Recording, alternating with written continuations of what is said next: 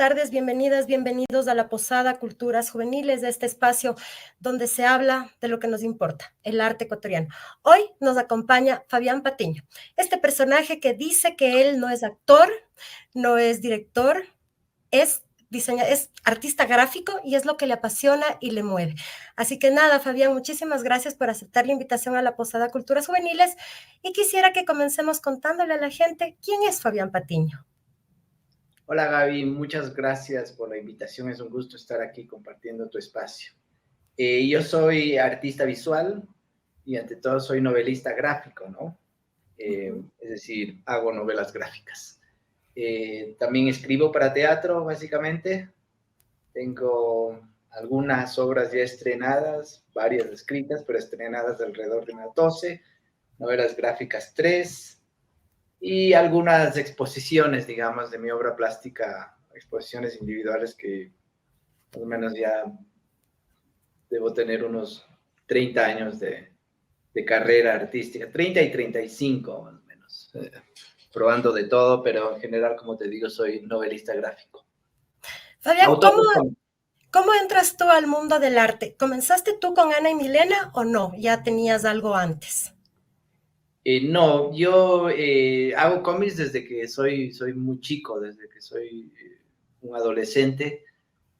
Publicaba los cómics que podía hacer en los medios que me daban oportunidad. De hecho, llegué a publicar en muchas revistas, por supuesto, cómics de poca duración, de pocas páginas, es decir, 3, 4, 5, 6 páginas máximo en un montón de revistas, es decir, de revistas alternativas, ¿no? Más dedicadas a la música, contracultura, literatura, poesía, etcétera, en fin.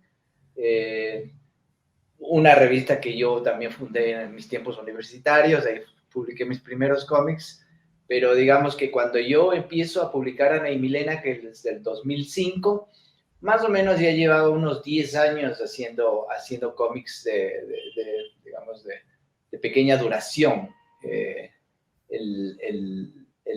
En el 2005 empiezo a hacer la tira cómica en El Comercio, que se empieza a publicar una por día, entonces duró alrededor de 11 años, y en tanto seguía publicando 2, 3, 4, 5 páginas en los medios que había oportunidad. Antes, por supuesto, había más medios impresos, es decir, el concepto revista todavía se utilizaba bastante, entonces sí, por suerte llegué a publicar en muchos lugares.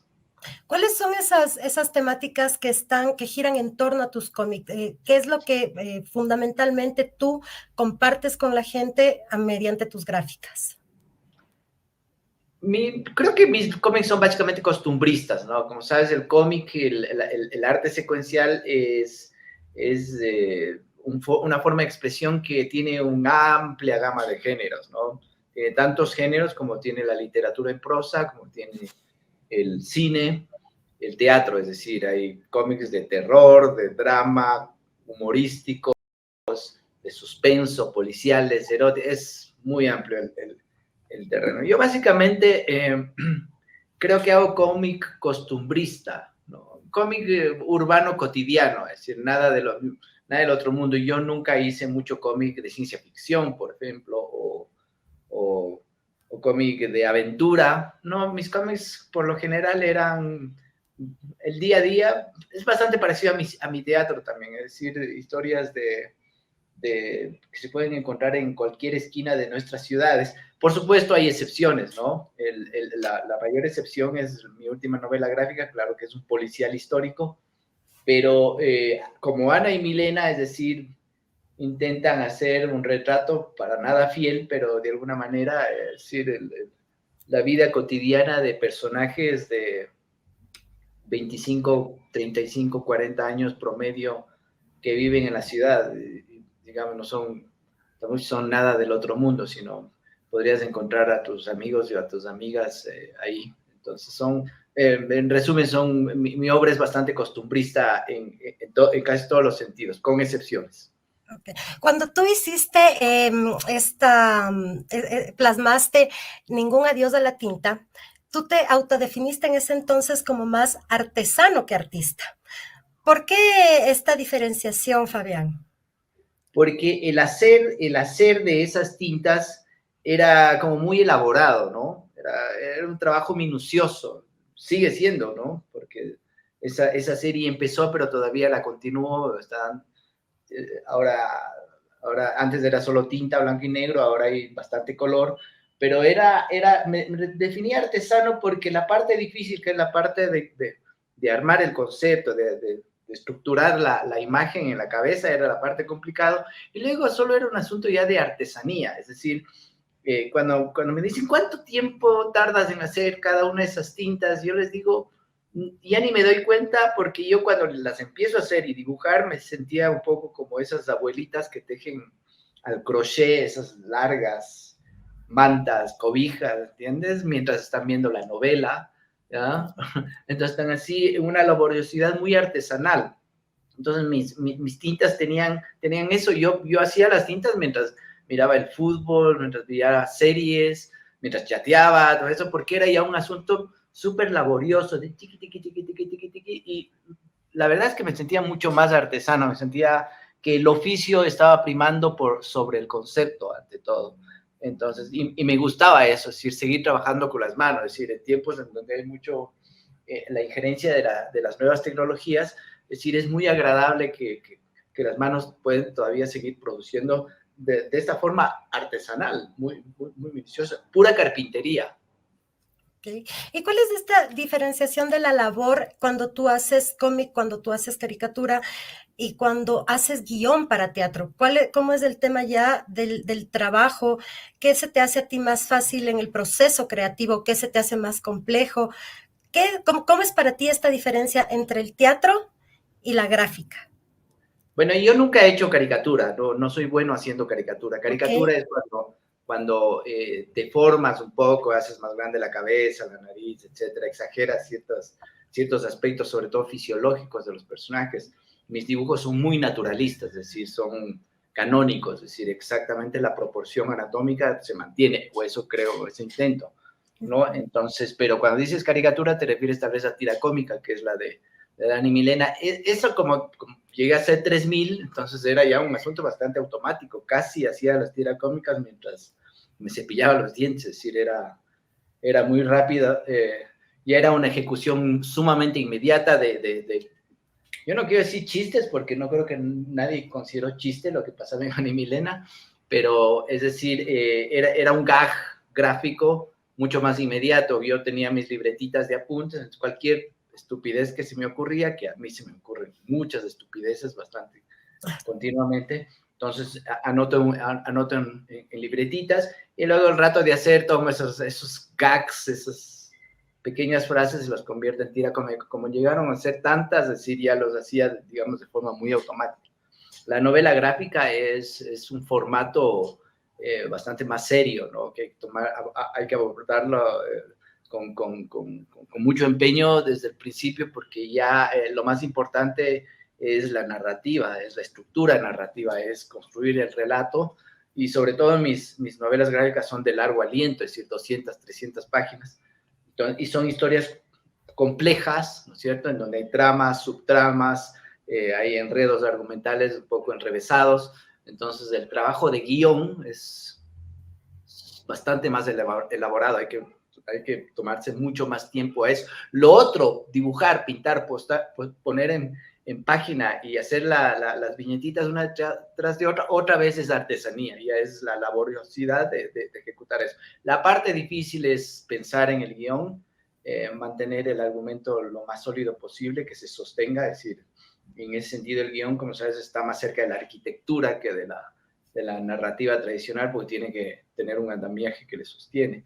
Entonces, en ese sentido, la novela gráfica digamos, son proyectos un poco más a largo plazo, y los temas que trato en la novela gráfica suelen tener cierta complejidad, y me gusta mucho la novela histórica, entonces hay mucha investigación histórica detrás antes de empezar incluso a escribir el guión. Entonces, es un proceso un poco más largo, sostenido, sólido, difícil. Y el tema, sobre todo, cuando pienso eso, el tema que voy a tratar tiene que ser un tema que merezca dedicar esa cantidad de horas, muchas horas que requiere, ¿no? El teatro, el teatro para mí es mi lado B, ¿no? Es mi B-side, ya, a mí me relaja mucho escribir teatro. Novela gráfica no, novela gráfica es un empeño que me demanda muchísima atención, mucha energía. No quiero decir que el teatro no me demanda energía, pero es un poco más relajado, ¿ya? Porque mi teatro, como te digo, es bastante costumbrista, es un teatro casi de los 80s, yo sé decir eso.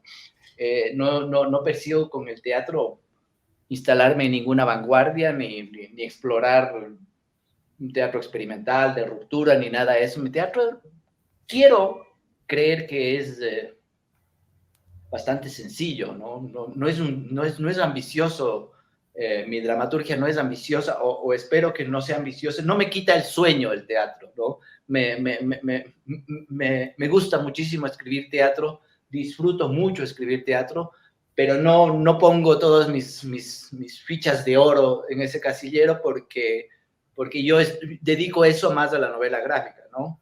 Entonces, me gustan los resultados de mis obras de teatro porque suelen ser tal vez bastante más sencillos, creo yo, una hora más que otra, ¿no? Es decir, al menos las últimas que he estrenado, la del año anterior y la que estamos trabajando ahora, son obras estructuradas muy sencillamente, 3, 4 actos, y los temas, a diferencia de la novela gráfica, los temas que usan el teatro también son no sencillos, pero digamos un poco de poco más fácil resolución, ¿cierto? Es decir, no requieren tanta complejidad, ¿no? Es relaciones humanas, no elemental, relaciones humanas un poco más laxas, más que puedes ver, que te rozan, no te golpean, te rozan. Va a haber quien diga no te golpean, yo salgo golpeadísimo en sus obras, pero bueno, es asunto de cada uno. Pero yo espero que no tenga un lugar tan turbio como suelen tener mis novelas gráficas. Es decir, como te digo, el teatro es mi lado B y me gusta que sea así y espero que siga así. Y tal vez por eso me relaja tanto. Es decir, por eso no me, digamos, no me estresa, no me complico mucho con el teatro, ¿no? Y me gusta que sea así. Sin embargo, mucha gente le ha catalogado a tu teatro como teatro negro, como teatro oscuro. ¿Tú le ves así también? Te juro que la última obra que yo estrené, que se llama Enséñame a disparar, mi amor, que es una obra en fucsia, yo decía, que es 2 chicas, un revólver, una pelota de fútbol y una situación casi elemental. Yo esperaba que sea mi comedia más vivaz, lumínica, etcétera, y todo el mundo decía, pero, o sea, no puedes evitar tu humor negro, ¿no? Sí, el uso del sarcasmo, la ironía, esas figuras retóricas constantes son un poco más cínicas, cáusticas, qué sé yo. Yo creo que, yo juro que no los tengo, pero, o sea, parece que es inevitable. Por ejemplo, yo ahorita estoy trabajando una historia que quiero que sea casi una historia juvenil, casi una comedia romántica, es decir, a ese nivel de freseo, ¿ya? O sea, quiero ser tan fresa como para llegar a eso, pero siempre en el camino se va retorciendo y se va volviendo algo truculento, es decir, es inevitable eso. Así que ese es mi empeño, ¿no? No me acuerdo en cuál otra entrevista, en otro diálogo también me preguntaron algo así y yo respondía que me gustaría ser mucho más sencillo, ser fresa a nivel mínimo, o sea, ser fresa, ¿entiendes? O sea, ya que no haya ningún acercamiento a la condición humana que no sea la que estás viendo, ¿entiendes? Sino, espero lograr eso, espero que ya la madurez me traiga esa sencillez, ¿no? Y que no estoy buscando entre líneas, ir un poco más allá y descubrir los entresijos del alma humana, ¿entiendes? Ojalá, espero. Oye, y cuando estás en este tema del teatro, ¿tú prefieres actuar o dirigir? Porque tú hiciste un papel en una obra tuya que se llama Fermín, no es un nombre para un ciego. Pero ¿qué prefieres tú? ¿Actuar, dirigir? ¿Cómo te sientes tú en tablas y no detrás de tablas? No, yo prefiero no actuar. O sea, de verdad quiero no actuar, espero no volver a actuar, siempre toco madera. Yo soy de esos que se come sus palabras una a una con palillos, tenedor y cucharón a veces. Prefiero no tener que volver a actuar. Las veces que he actuado ha sido porque no hemos tenido más remedio. En Fermín no es hombre para un sueño, es una obra que escribí para la Vanessa Trujillo y el Gonzalo Estupiñán, para una presentación que teníamos. Pero el Gonzalo Estupiñán, que es muy ocupado, viajaba no sé dónde, a Ibarra, México, ¿dónde diablos se iría? Entonces no podía actuar en esa obra, así que medio tuve que yo actuar, no hubo más remedio. Entonces eso es, no, yo en la medida que pueda no voy a actuar. Tampoco soy exactamente director, soy sobre todo escritor. ¿Saben? Yo escribo el texto, les entrego al equipo de montaje, a los actores, a las actrices, y que me inviten al estreno. O sea, no intervengo.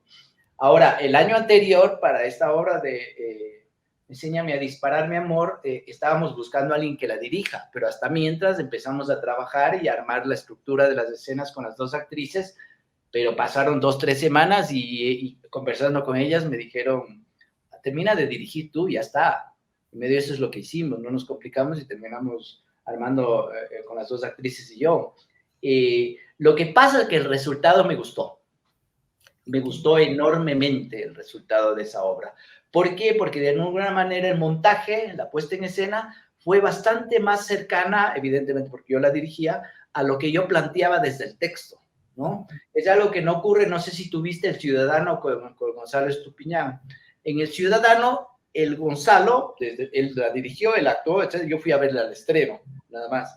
El Gonzalo hace una hipérbole actoral del personaje y lo lleva hacia otro lugar y está muy bien, es decir, es su interpretación y está muy bien. Yo desde el texto la veía desde otro lado, es decir, eso ocurre cuando entregan un texto y claro, es otra persona la que actúa como un tamiz, como un catalizador de ese texto para llevarlo a las tablas. Entonces, esta experiencia del año anterior en donde yo dirigí sin complicarme me gustó bastante y por eso ahora estoy dirigiendo una nueva obra que también es bastante sencilla.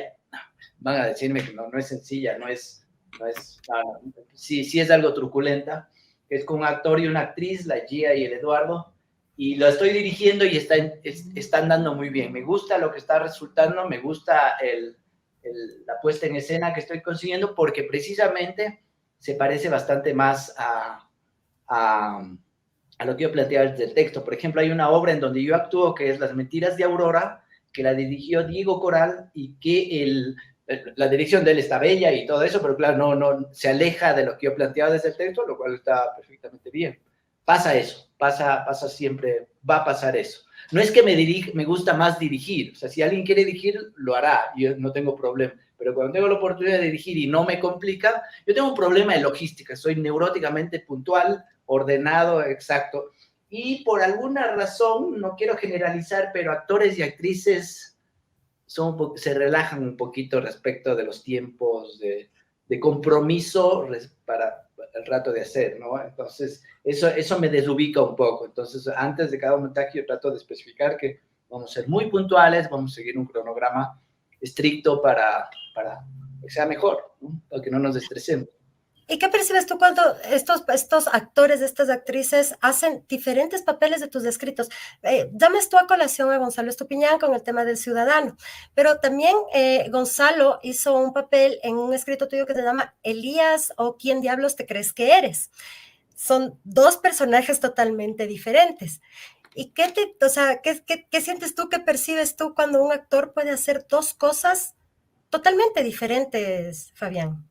Bueno, el Gonzalo se ha vuelto un actor muy versátil, ¿no? Que tiene un registro dramático, interpretativo, que se ha ido ampliando conforme ha ido ganando experiencia. Además del Gonzalo, es uno de los mejores trabajadores del teatro que hay acá, es decir, le pone empeño, es decir, le pone pasión, trabaja duro, es decir, sabe que las cosas se hacen sudando en los ensayos, sudando duro, es decir, tomándose el compromiso para avanzar, siempre para que el trabajo actoral avance. A veces hay algunos actores y actrices que llegaron a un nivel y están bien y se desenvuelven muy bien, pero termina siendo un espacio de comodidad y luego se vuelve como muy repetitivo, que eso te darás cuenta con algunos actores o actrices que son el mismo personaje siempre, porque ya es lo que saben hacer y lo hacen bien y lo continúan haciendo. El Gonzalo sigue poniéndose desafíos, retos, y eso es muy bueno. Curiosamente, el Elías o quién diablos no te crees que eres, yo ni le conocía al Gonzalo cuando escribí eso. De hecho, yo estrené esa obra dirigiendo y actuándola yo. La estrenamos en Estados Unidos en un festival. Pero cuando después le conozco al Gonzalo, y conforme me voy entendiendo esta cosa extraña que sucede en la cabeza de Gonzalo Estupiñán, pienso que él le podría venir muy bien Elías o quién diablos te crees que eres. Le doy el texto y el Gonzalo dice, parece que fue escrito para mí. Así que él debutó con esa obra, es su debut escénico, así que es muy de él esa obra, se la apropió mucho esa obra. Cuando escribo El Ciudadano, que sucede en 2012, no es 10 años después, creo, sí, ya cuando la escribí había algo ya del Gonzalo que me resonaba para que haga ese personaje. Algo me decía, entonces ya tenía un poco de referente del Gonzalo. Lo que pasa es que el Gonzalo cuando hace Elías o quién diablos te crees que eres, tenía todavía un registro actoral muy tributario del cine, del medio audiovisual, de donde él viene.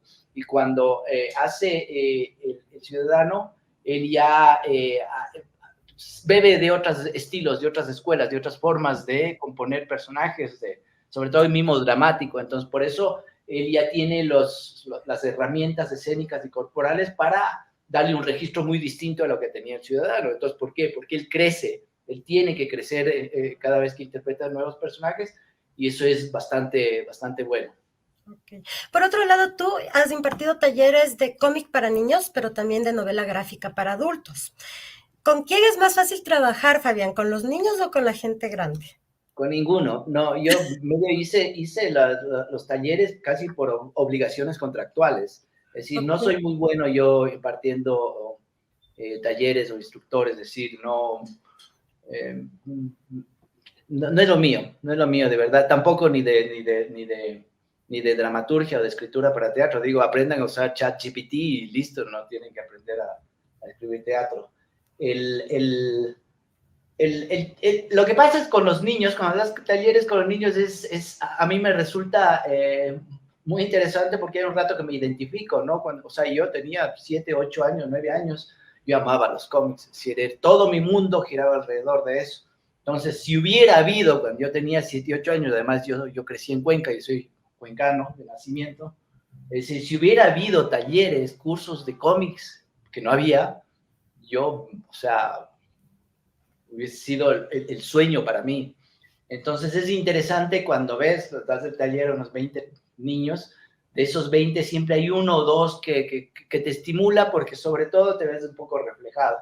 Los jóvenes, los adolescentes son un poquito más, tienen la atención más volátil, es decir, les entra por aquí, les sale por acá, y yo tengo todavía menos atención para eso, entonces les tengo un poco menos de paciencia. Ya te digo, he dado talleres básicamente solo por obligación, no es mucho lo mío. Oye, antes de entrar al camarote de Santa Marta, tú acabas de decir algo que me parece que quiero entrar a colación, ¿no? Tú eres cuencano y tú tienes una novela que se llama La Noche de los Giles. Cuéntanos un poco sobre esa novela. ¿Qué retrata La Noche de los Giles en Cuenca? Porque, o sea, Giles, o sea, cuéntanos un poco a la gente de La Noche de los Giles. La Noche de los Giles no es una novela, es un cómic corto que fue usado para contar el bicentenario de la independencia de Cuenca o algo así. Fue unos tomos que reunían varios trabajos, y a mí me pidieron un cómic corto, no es una novela. Lo que pasa es que La Noche de los Giles es una noche muy famosa en Cuenca de 1986, que es cuando de repente a la medianoche empezó a gritar la gente en la calle y decir que había terremoto. Así que la gente se despertó en toda Cuenca, salió de la Cuenca, de sus casas con los pelos parados, en chancletas, algunos en bolas, se fueron a refugiar en los parques porque venía un terremoto. Y claro, obvio, nunca llegó el terremoto, entonces por eso se le llama La Noche de los Giles. Resulta que yo vivía con mi papá, yo tenía 10 años, 12 años, 11 años, y vinieron a golpearnos en la puerta y le decían a mi papá, señor Patiño, salga, va a haber terremoto. Y él no escucha. Escuché yo y le digo, papá, va a haber terremoto. Y mi papá me queda mirando así, diciendo, ¿qué terremoto? ¿Quién predice terremotos? Están locos, vuélvete a dormir. Yo medio miedoso, digo, bueno, porque veía la agitación afuera, me fui a dormir y con mi papá nos dormimos y al día siguiente nos enteramos que todo el mundo había dormido en calles y parques, ¿no? Eso es lo que cuento en esa historia, sobre todo trazando además con paralelismo, porque la hice justo en tiempos de cuarentena por la pandemia del COVID, paralelismo con lo que ocurría ahora, que es mirar la tragedia, el advenimiento de un apocalipsis desde la ventana que nos pasó a todos, ¿no? Entonces, trazaba ese paralelismo de yo de 10 años, viendo por la ventana cómo todo el mundo corría porque había un terremoto, y luego yo ahora ya de mediana edad viendo por la ventana, en efecto, una pandemia que podía acabar con todos nosotros.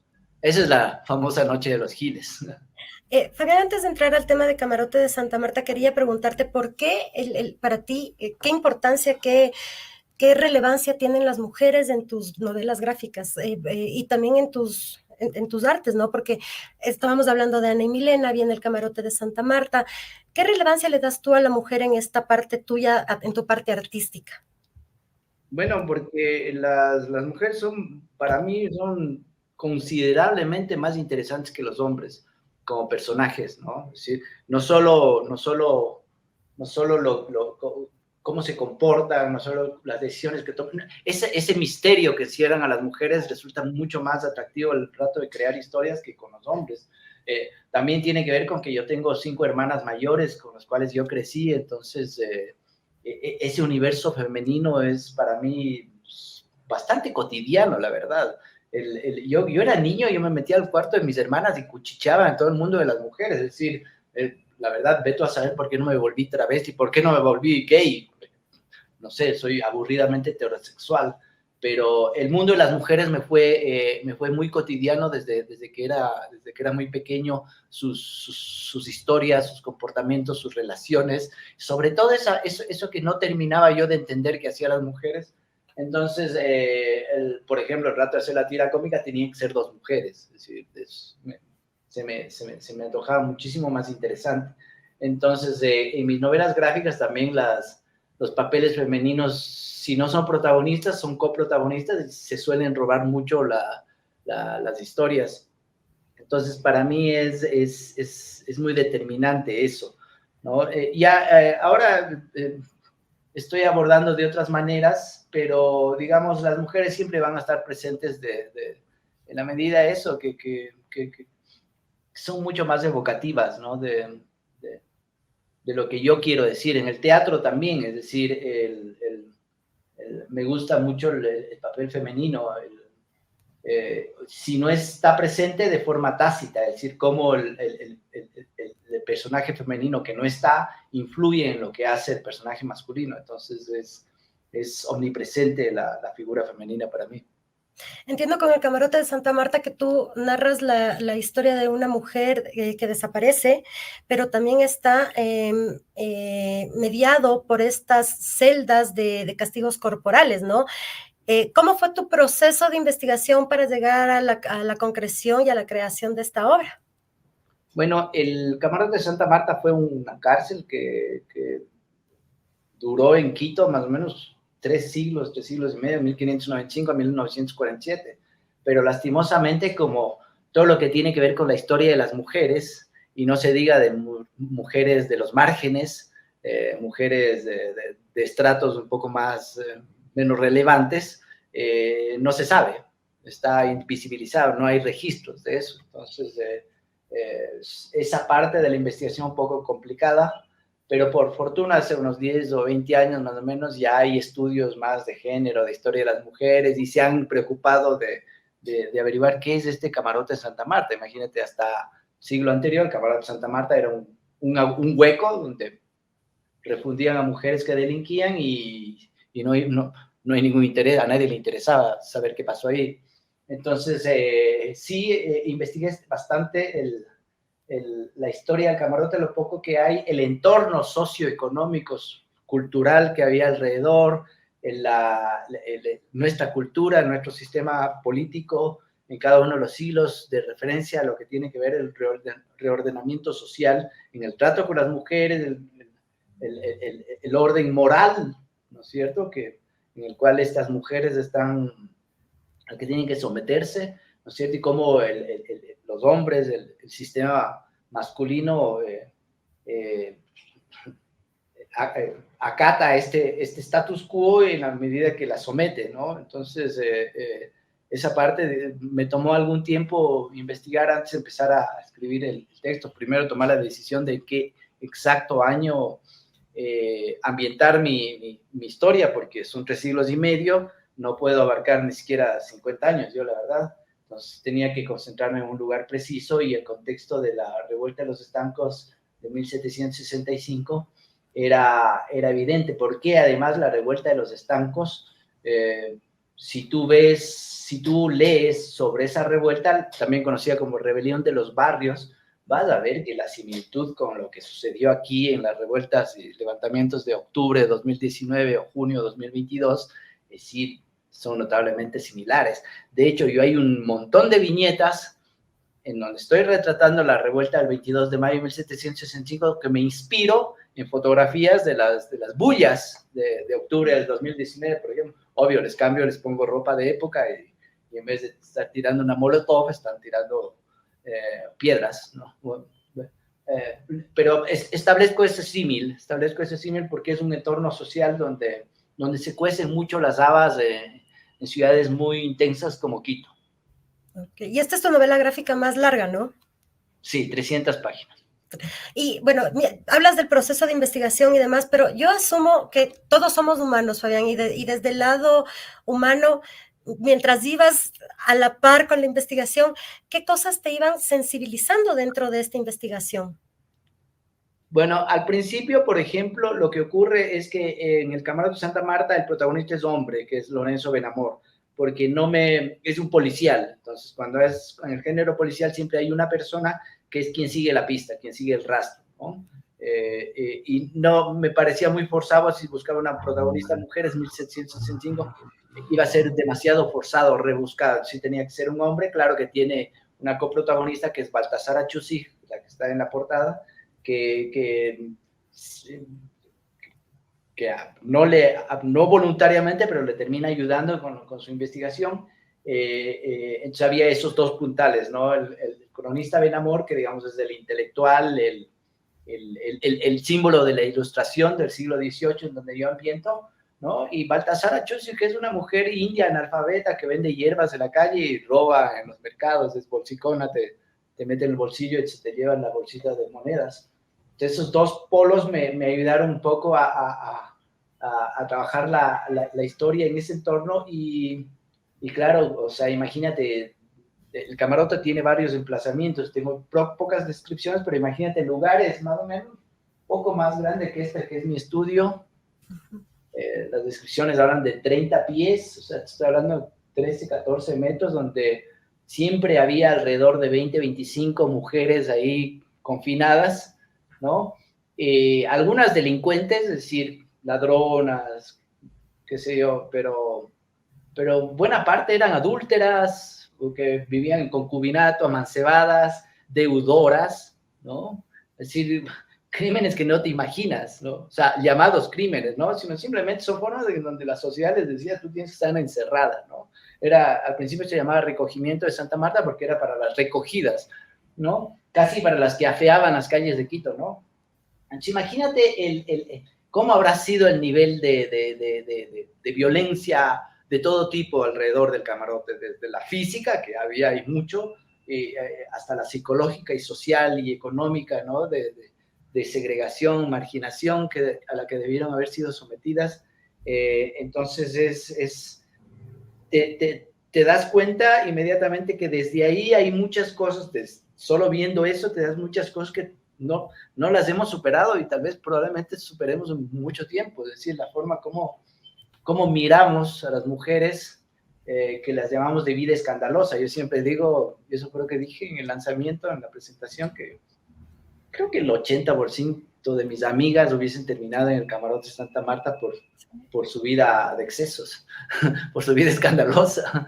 Ajá, entonces pues hay una parte, o sea, el camarote Santa Marta tiene momentos donde se usa mucha violencia, hay mucho el ejercicio de la violencia que yo tengo que dibujarlo, ilustrarlo, ¿no? Cayendo casi, o sea, tratando de no ser tan explícito, pero la diferencia del cómic con la literatura prosa o el cine es que el cómic sí recurre mucho más a la hipérbole, es decir, es mucho más explícito, ya históricamente, es decir, en cuanto a violencia, en cuanto a sexo, en cuanto a tratamiento psicológico de los personajes, es mucho más fuerte, ¿no? Mucho más intenso, ¿no? Si tú comparas, por ejemplo, From Hell, que es una novela gráfica de Alan Moore, con la película From Hell, la protagonizada por Johnny Depp, la película es un juego de niños al lado de lo que es la novela. La novela no es que está hablando de Jack el Destripador, es decir, es una violencia muy intensa. Y con esta historia, pues yo no iba a meter las cosas debajo de la alfombra, es decir, intentaba mostrar lo que yo suponía, elucubraba, más podría haber estado sucediendo, siempre desde la ficción. O sea, este no es un libro de historia, es un libro de ficción, es historia novelada con ciertos acontecimientos y hechos históricos que realmente ocurrieron, pero todo es bajo mi visión ficcional, o sea, es falso. El camarote de Santa Marta, mi novela es falsa, no ocurrió, es decir, no es una crónica histórica, básicamente. Sin embargo, hay cosas que tú, mientras ibas haciendo la gráfica, mientras ibas generando, ibas creando, hay cosas que dejaste de lado, hay cosas que dijiste, no, esto no, realmente, no sé, me va a generar algún conflicto o esto no, porque sí está demasiado fuerte. ¿Dejaste cosas de lado dentro de la novela o está bastante bien narradísima, como todas tus proyecciones y todos tus productos? No, porque la verdad es que sí tuve que borrar algunas viñetas porque me di cuenta que me estaba ensañando, que estaba sacando un lado perverso mío y eso me preocupó, porque claro, o sea, tal vez estaba dando rienda suelta a eso y eso después podría un poco provocar más morbo que reflexión, que no hubiera funcionado para lo que yo buscaba. Y sí, borré varias viñetas, es decir, yo me condolí sobre todo con el protagonista sufre mucho. Ya, el protagonista es un ser sumamente atormentado. Lorenzo me enamora. Ayer con un amigo Marcelo conversábamos y decíamos que mi referencia bastante es de Raskolnikov, de Crimen y Castigo de Dostoyevsky, que es total. Es así un ser sumamente atormentado que lleva el peso de la culpa muy por encima y le pasan cosas en la novela. Le muelen a patadas, es decir, le ocurren una serie de desgracias que a mí me dolía mucho, o sea, pero tenía que llevarle por ese camino, ¿no? Y luego la violencia explícita que hay contra las mujeres, contra el cuerpo de la mujer como un lugar de disputa política y social, es decir, es intenso. Entonces sí tenía que medirme un poco, sí tuve que borrar algunas viñetas, pero sí tampoco podía fresearme como quiero hacer en otras obras de teatro. Pero yo espero haber llegado a haberme contenido lo suficiente y contenido no tanto, ¿entiendes? Sí, intentar buscar ese equilibrio. A veces esa es la parte incluso más difícil que mantener la trama, ¿no? Okay. En el año 2022, el Camarote de Santa Marta tuvo no sé si, yo le diría la dicha, ¿no? De ser traducido al quichua. ¿Qué fue para vos también ese momento de verle a tu novela traducida a un idioma originario? Porque al final de cuentas es algo que nosotros deberíamos tenerlo como costumbre, pero una persona dijo, no, hagámosle quichua. ¿Qué te pareció a ti esa idea de meterle en quichua al Camarote de Santa Marta? Lo que pasa es que, el Camarote no fue traducido en su totalidad, sino hay varias páginas que son traducidas porque hay personajes que son quichuahablantes, ¿no? La misma Baltasara Chusig, su mejor amiga, que es Juana Deleg, también es Yumbo Quichua de la Amazonía, hablan en quichua, y Benamor también sabe quichua, entonces no podía hacer que hablen en español y decir esto es quichua, o sea, no, tenían que escribir en quichua. Trabajé con una traductora que con la editora trabajamos también cómo hacer subtítulos en quichua en cómic, porque no hay, o sea, no hay el concepto subtítulo en novela gráfica. No es que se ha usado mucho, y si has usado, nosotros no pudimos encontrar referencias, así que nos inventamos una forma de subtitular que el globito que dice el personaje arriba esté en quichua y abajo esté la traducción al español. Pero o sea, era absolutamente necesario porque son personajes quichua hablantes, o sea, son indígenas de acá, es decir, no puedes dejar de lado eso, o sea, tiene que existir, tenía que estar, o sea, no puedes prescindir del quichua en el Ecuador, ¿no? Actual no se diga en el siglo XVIII, o sea, no puede decir, imagínate caminar por la calle del Quito en 1765, vas a escuchar quichua en muchos lugares, es decir, porque es nuestra lengua nativa, una de nuestras lenguas nativas. Así es. Oye, y el 9 de marzo hiciste el lanzamiento ya oficial del Camarote de Santa Marta. ¿Cómo te fue? ¿Qué crítica recibes? Porque lo importante también es saber qué dice la gente de tu obra, ¿no? A ver, fue un programa muy bonito, sobre todo porque conté con el apoyo y la colaboración de personajes claves, entre otras la Lucía Durán y la Gabriela Ponce, que hicieron comentarios a la novela y que fueron sumamente interesantes, que con lecturas que yo no hubiese imaginado. Eso es lo bonito, ¿no? Cuando creas una historia y la entregas, digamos, ya es parte de la gente que la va a consumir. Es decir, poco a poco te van dando lecturas, devoluciones que tú no sabías que las habías planteado, ¿no? Y eso es muy interesante porque empiezas a construirse un relato extra más allá de lo que tú planteaste. También fue muy interesante porque estuvieron los músicos del Mario Porras y del Francisco Porras, que tocaron un fandango que Mario compuso precisamente por el Camarote de Santa Marta. El fandango era un género musical que estaba prohibido en el siglo XVIII. Te excomulgaban si oían fandango, es decir, perreaban en ese tiempo con fandango y las mandaban al Camarote de Santa Marta por oír solo esa música. El Mario compuso un fandango hermoso que lo tocó ahí, que además fue en la capilla del Museo de la Ciudad, donde se desarrolla una parte de la trama del Camarote. Entonces, o sea, todo ese día estuvo completamente lleno de lujos, es decir, espérate, estoy oscureciendo, ya me estoy volviendo oscuro más. ¿Ves? Así me pasa con mis obras, o sea, yo quiero me pongo camisetita clara, todo lindo, y poco a poco, viéndose, hay que prender una lucecita. Así que fue un hermoso programa, es decir, bueno, la gente todavía no leía entonces el Camarote, recién ahora le están leyendo, porque fue esa presentación, hubo pocas personas que habían leído antes.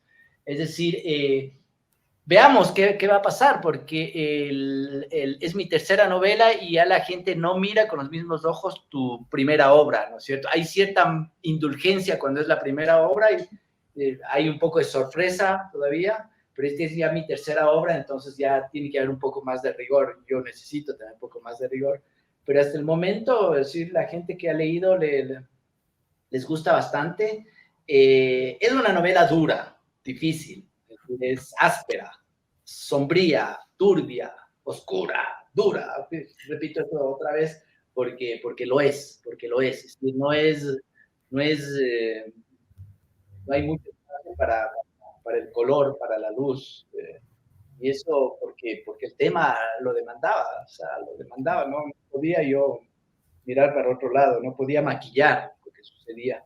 Entonces, a la gente, mi anterior novela, que era Cielo, que es en color, que es cortita, que es una historia de chicos, esa la gente se la leen 2-3 horas de una tarde de un domingo y es feliz y me escriben, ¡qué hermosa Cielo! Y yo soy feliz.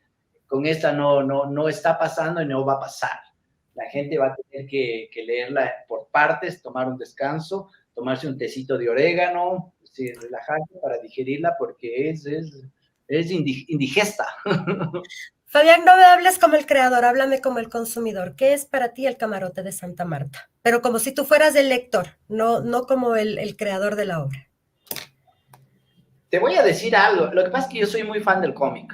O sea, he sido toda mi vida completamente fanático del cómic en todos sus formatos, pero sobre todo de la novela gráfica y del comic book. Te voy a contar algo, es que una vez, al poco de haber publicado el Ejército de los Tiburones Martillo, pero al poco, así a las 3 semanas de que salió, que yo estaba orgulloso, porque es mi primera obra de gran formato, ¿no? En mi mundo es como un gran logro. salí del balcón, yo vivo en un edificio un poco alto, y miraba para abajo y subía caminando por la calle un chico de unos 13, 14 años, y de alguna manera me pareció que ese chico se parecía mucho a mí, ¿no? Y le quedé viendo y dice, ¿qué tal si ese chico fuera yo? Y ve el Ejército de los Tiburones Martillo o el Camarote de Santa Marta. O sea, ese chico se volvería completamente loco, no podría creer que se hace algo así aquí, y ese chico estaría completamente demente por conocer al que hizo esa obra, ¿no? Entonces, eso me dejó de una pieza, y me di cuenta que el chico que yo fui de 14 años amaría el Camarote de Santa Marta, amaría el Ejército de los Tiburones Martillo, es decir, sería fanático fiel, me acosaría, el yo de 14 años me acosaría a mí, me escribiría por redes, así, de alguna manera, y eso es sumamente satisfactorio. Entonces, pero ya te digo, yo soy muy fanático del cómic, es decir, no de forma excesiva, no soy geek, no soy un geek de cómics, es decir, mi colección de cómics, para nada, no es ni siquiera muy extensa, no soy un geek, no soy un obsesivo, un freak del cómic, para nada. Yo leo mucha literatura en prosa tradicional siempre, y leo una novela gráfica al mes si puedo conseguir, etcétera, pero lo amo como es mi medio de expresión, soy yo. O sea, eso es lo que soy yo. Entonces eso se termina de ser muy cercano. Así que como consumidor, me gusta mucho el Camarote Santa Marta. Hay un par de apuntes que le hiciera al autor, pero ya no puedo hacer. Es intratable ese autor. Así que... El colmo. Oye, ¿y en dónde podemos adquirir esta obra? Y si alguien quiere tus obras anteriores, ¿cómo hacemos para adquirir el Camarote de Santa Marta, para seguirte, para saber dónde te buscamos, para acosarte y decirte, oye, necesito conocer a quien escribió el Camarote de Santa Marta? Bueno, ahora el Fakir Editores, que es el quien me editó las primeras novelas, está distribuyendo el Camarote. No estoy seguro si ya está distribuyendo ahora, esta semana, poco después del lanzamiento, o la próxima semana, pero ya va a estar en librerías, si no está ya, ¿no? Todas mis novelas están en librerías. El Ejército está a punto de agotarse, así que si quieren buscarla, háganlo rápido. Ahora yo también me porté por primera vez pilas, entonces tengo yo también tengo un pequeño stock que terminó en mis manos de ejemplares de mis 3 novelas, que de hecho justo hoy en la mañana lancé por redes, que si quieren me las pueden pedir con envíos a la ciudad o al país, y además con el plus de la firma del autor. Entonces entonces, o sea, me buscan en redes, Fabián Patiño, estoy en todas las redes menos en TikTok, estoy demasiado grande para TikTok, pero me pueden encontrar en redes, escribirme por interno. Entonces hay sistemas de hacerles llegar. Entonces, digamos, con el añadido de que pueden estar firmadas por el autor. Fabián, antes de cerrar esta entrevista, ¿puedes contarle rapidísimo a la gente qué se viene contigo después del Camarote de Santa Marta? Viene 2 novelas. La siguiente, que es otra novela corta de color, que se llama Cometa Diablo, que es a su vez una historia, como te digo, de 2 chicos, ¿no es cierto?, que se quieren querer, pero el mundo no les deja, así como una canción de Pimpinela, una canción de Leo Dan. Eso es lo que busco, que ya se está torciendo y enturbiando, pero eso es. Entonces, sobre todo para descansar del Camarote de Santa Marta, es una novela más de color, de luz, sonrisas y gente feliz. Y luego viene otra novela gráfica, que ya es la primera que voy a hacer, que no esté muy ambientada en Quito, y que va a ser en el sur de la Suay, que es un western, que se llama Río Jugones, que es de donde viene mi abuelo, de donde es oriundo mi abuelo. Entonces es en los años 40 del siglo anterior, caballos, revólveres y forajidos y delincuentes, bandoleros. De eso es, pero esa es, como es historia histórica, tardará 2, 3 años en hacerla. Eso es más o menos lo que está proyectado. Ok, pero esta novela fresa que dices tú, que ya está dando otro giro, esa sí la vemos pronto este año. Sí, yo ya voy por la página 20 de esa tendrá unos 120, así que yo espero acabar de dibujarla hacia fines de este año, y probablemente a mediados del otro año, si todo sale bien, si no hay pandemia, si no hay eclosiones sociales, que ya sabemos que los va a haber de algún lado, entonces estaría saliendo tal vez a mediados del próximo año, probablemente. Como les digo, es bastante más sencillo. Ok, Fabián, de mi parte nada más que agradecerte, desearte muchos éxitos. Yo espero que tus obras no solamente sean leídas a nivel del territorio nacional, espero que salgan, se conozca fuera, Latinoamérica, Asia, Europa. Lo importante es que el artista ecuatoriano se dé a conocer. Y para mí tu obra es necesaria. El Camarote de Santa Marta me parece súper necesario conocerlo porque tiene mucho misterio, mucha oscuridad. Yo sí siento que tus obras son bastante oscuras, lo digo con mucho respeto y espero que esa gente, que la gente empiece también a ver lo que tú estás haciendo, lo que tú estás produciendo. Quiero cerrar la entrevista con tus últimas palabras. No, quiero agradecerte a ti por el espacio, es decir, a mí me da mucho gusto que algo que no es muy habitual, que es la novela gráfica, que el género del cómic, digamos, no es de todos los días, es decir, no, la gente no tiene acceso muy rápidamente, se le da espacio en entrevistas, en otros medios, y eso a mí me gusta mucho, porque sobre todo porque ya no me sirve a mí, sino sirve a la gente joven que está queriendo hacer y todavía no sabe si habrá espacio, o sea, no hay espacio, o sea, se van a morir de hambre, es decir, ni siquiera van a ser famosos, no, nada de eso, ni famosas, pero si quieren seguir con esa necedad como yo, que continúen. Sobre todo hay muchas autoras que están empezando jóvenes y eso es muy interesante y a mí me daría mucho gusto saber que un poquito contribuí a allanar ese camino. Okay. Amigas, amigos, aquí se va a cerrar la entrevista con Fabián Patiño, se cierra la puerta de la Posada Culturas Juveniles, deseándote nuevamente muchos éxitos. Fabián, desde ya esta es tu casa, estamos a la orden para lo que requieras. Y nada, se cierra la puerta de la Posada Culturas Juveniles. Les recuerdo mi nombre, Gaby Albornoz Andrade. Nos vemos la próxima semana con una nueva entrevista, donde siempre encuentra producto 100% ecuatoriano. Hasta la próxima semana, gente. Gracias, Fabián. Buenas tardes. Gracias a ti.